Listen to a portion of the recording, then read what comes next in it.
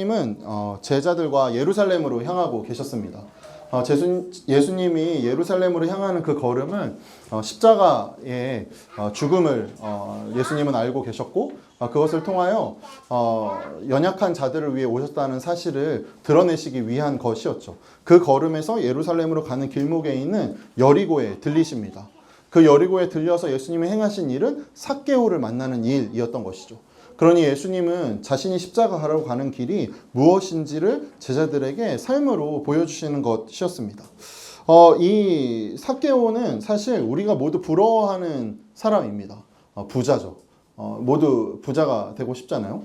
그런데 이 삭개오는 어떻게 부자가 되었냐면, 당시에 로마에서 세금을 거둘 때 그 현지인으로 세금을 걷게 했는데, 그 세금을 얼마를 내야 하는지는 이 세금을 내는 사람들한테 알려주는 것이 아니라 세금을 걷는 사람들한테만 알려주는 것이죠. 그러니 만약에 부과된 세금이 뭐 10,000원씩 부과됐는데 저만 알고 있는 거죠. 그래서 제가 태산이한테, 태산이 목사님 50,000원 줄 수 있어요? 태산이, 고마워요. 그러면 제가 40,000원 인마이 포켓하고 10,000원만 어쨌든 연이 마칠 때 로마에 이렇게 내면 되는 것이었죠. 그러니 굉장히 이스라엘 내에서 이방인에게 붙어 있는, 그리고 그 이방인의 편에서 우리 민족을 이렇게 못 살게 구는, 그러니 세리는 당연히 부정한 자였습니다. 그런데 삭개오는 그 세리들 중에서도 대장이었던 것이죠. 같은 민족으로서 굉장히 큰 혐오를 받고 있는 사람이었습니다. 돈을 아무리 많이 가진들, 로마에서 지휘한 명예가 있든 그것이 그에게 채워지지 않았던 것이죠. 그런데 삭개오를 더 힘들게 했던 건 삭개오의 이름 때문이었죠. 삭개오가 갖고 있는 이름은 정결함, 의로운 자라는 이름 뜻이었던 것입니다. 그러니 조직폭력배인데 이름이 김순수예요. 그래서 막 여기저기서 상점에서 노점에서 막 하는데 이름이 김순수, 저 김순수는 순수하지도 않아 라는 말을 들을 때마다 얼마나 자기 안에 괴리감이 일어났겠어요? 삭개오도 마찬가지였겠죠.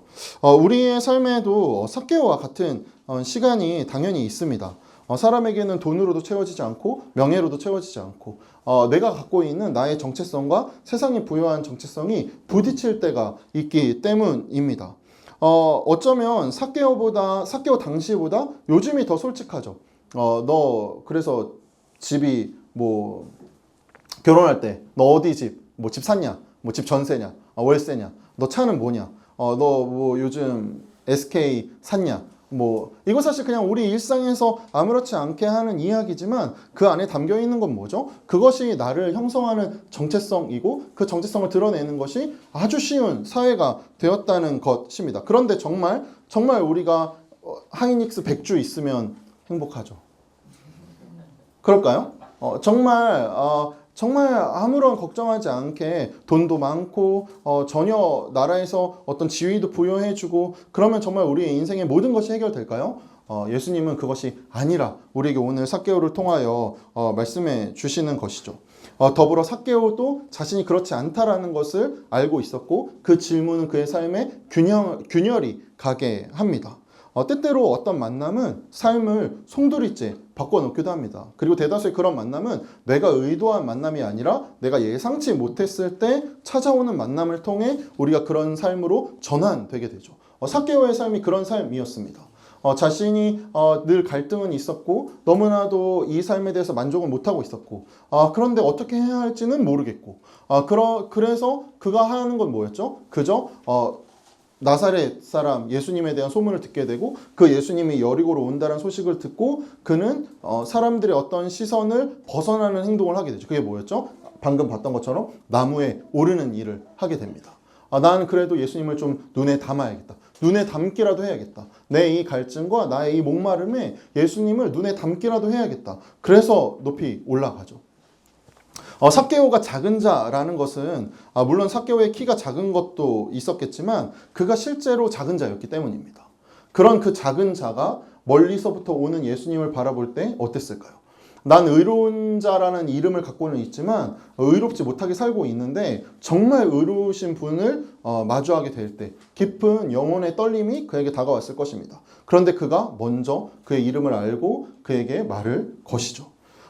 이것이 굉장히 중요한 신앙의 원리인 것입니다. 우리가 뭔가를 하는 것이 아니라 예수님께서 먼저 말 걸어 오신다는 것입니다. 그리고 예수님이 굉장히 충격적인 이야기를 하십니다. 내가 오늘 너의 집에서 묵어야겠다. 나 오늘 근데 저는 사실 예수님이 이렇게 명령적으로 말씀하시진 않았을 것 같아요.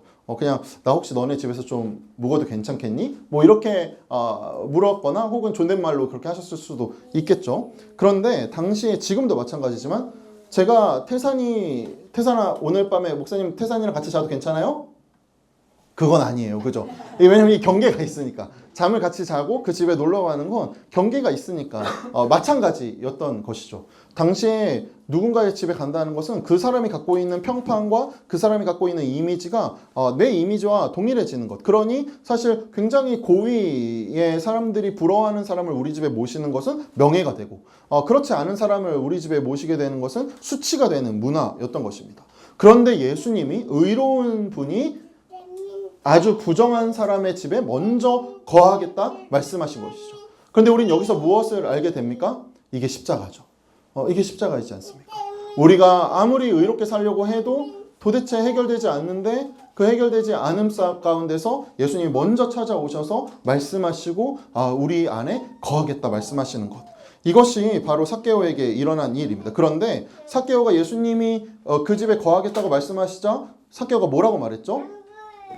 안 보이죠? 네. 삭개오가 뭐라고 말했죠? 예수님 지금 저희 집이 너무 더러워서요. 아니 저희가 그러면 하인이라도 좀 이렇게 보내서 마주하게 해야겠습니다. 라고 하지 않습니다. 삭개오가 뭐라고 말하죠? 제가 누구에게 빼앗은 것이 있으면 그거 4배로 갚겠습니다.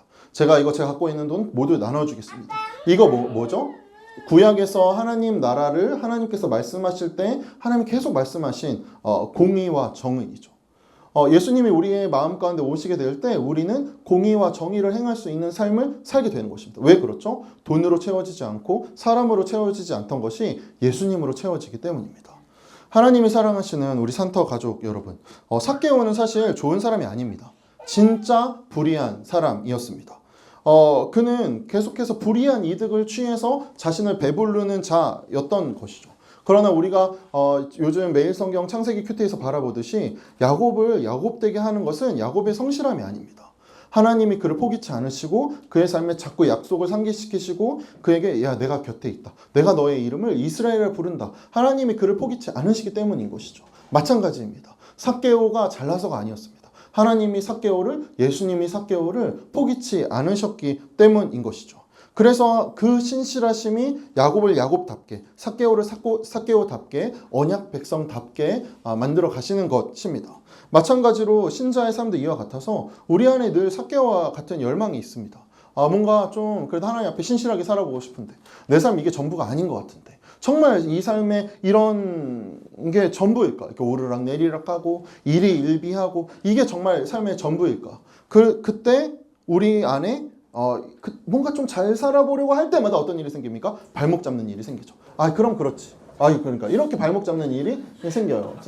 이런 일이 생기는 거죠. 그럼 이렇게 오늘 내가 하나님 앞에 너무 기도를 안 해서 풍선이 이렇게 무너지나 이런 생각하게 되는 거죠. 그러나 그때마다 기억하는 것입니다. 우리를 아브라함의 자손으로 초대하는 것은 우리의 열심이 아니라 예수 그리스도라는 사실입니다. 그래서 우리가 예수 그리스도를 고백하고 그분 앞에 나의 모든 것을 내어놓을 수 있는 것이죠. 그래서 오늘도 우리의 집으로 우리 주님께서 오시겠다 말씀하시는 것입니다. 내가 너의 마음에 너의 집에 내가 거해야겠다. 우리가 거기에 대해서 대답하고 응답할 때 우리 어떤 삶 살 수 있습니까? 내가 반드시 내 손에 쥐어야 됐는데 내 삶을 내가 읽어야 했는데 그러지 않아도 되는 삶, 예수님으로 충분한 삶 살게 되는 것입니다. 그러니 우리가 이렇게 용납받은 자임을 기억하는 것이 신앙에서 굉장히 중요합니다. 우리가 용납받았고 우리가 예수님으로 배불렀기 때문에 우리가 기꺼이 예수님을 기억하면서 무엇을 하는 것입니까? 예수님의 몸과 피를 나누는 것이죠. 우리도 그렇게 살기로. 그리고 더불어 우리 안에 계신 예수 그리스도께서 우리를 용납받은 삭개오로 그리고 우리 또한 우리 곁에 있는 삭개오를 용납하는 이로 우리를 보내시는 것입니다. 이 은혜가 임하기를. 그래서 정말 우리가 우리의 것으로 채우는 삶이 아니라 예수님의 것으로 배부른 자들 될 수 있기를 우리 그것을 기억하며 이 시간 잠시 기도로 나아가기를 소망합니다.